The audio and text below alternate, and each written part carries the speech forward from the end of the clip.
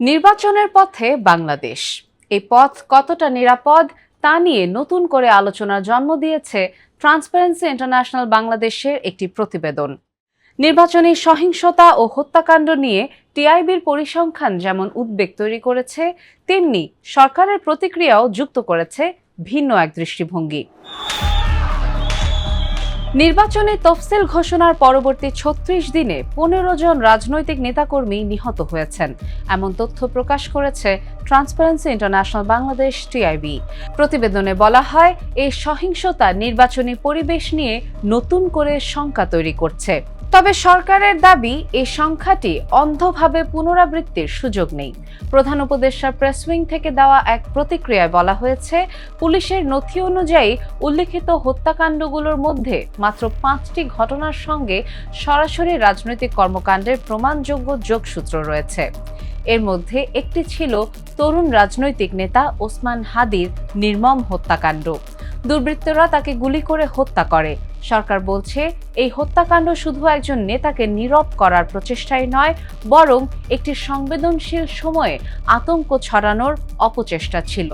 সরকারের মতে, টিআইবির প্রতিবেদনে যে বিষয়টি অনুপস্থিত তা হল প্রেক্ষাপট। বাংলাদেশে নির্বাচনকে ঘিরে রাজনৈতিক সহিংসতার ইতিহাস নতুন নয়।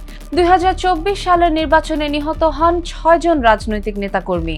২০১৮ সালের তথাকথিত রাতের ভোটে প্রাণ হারান ২২ জন, আর ২০১৪ সালের নির্বাচনে সহিংসতায় মারা যান অন্তত ১১৫ জন নেতাকর্মী। এই বাস্তবতায় বর্তমান পরিস্থিতিকে নিরাপত্তার ভয়াবহ ভাঙন হিসেবে উপস্থাপন করাকে সরকার অতিরঞ্জন বলে দেখছে। টিআইবির পরিসংখ্যান ও সরকারি তথ্যের পার্থক্য ধামাচাপা দেওয়ার ফল নয়, বরং এটি শ্রেণীবিন্যাসের ভিন্নতার প্রতিফলন বলেও দাবি সরকারের। টিআইবি রাজনৈতিক দলের সঙ্গে যুক্ত যে কারো হত্যাকাণ্ডকে নির্বাচন সংশ্লিষ্ট হিসেবে গণ্য করছে, আর সরকার কেবল সরাসরি ও প্রমাণযোগ্য নির্বাচনে সংশ্লিষ্ট ঘটনাকেই অন্তর্ভুক্ত করছে। সরকার স্বীকার করছে, জননিরাপত্তা এখনও নিখুঁত নয়। ফ্যাসিস্ট সরকার কর্তৃক দীর্ঘদিনের রাজনৈতিক দমনপীড়নে পুলিশের ওপর আস্থা করা ছিল বলেও উল্লেখ করা হয়েছে।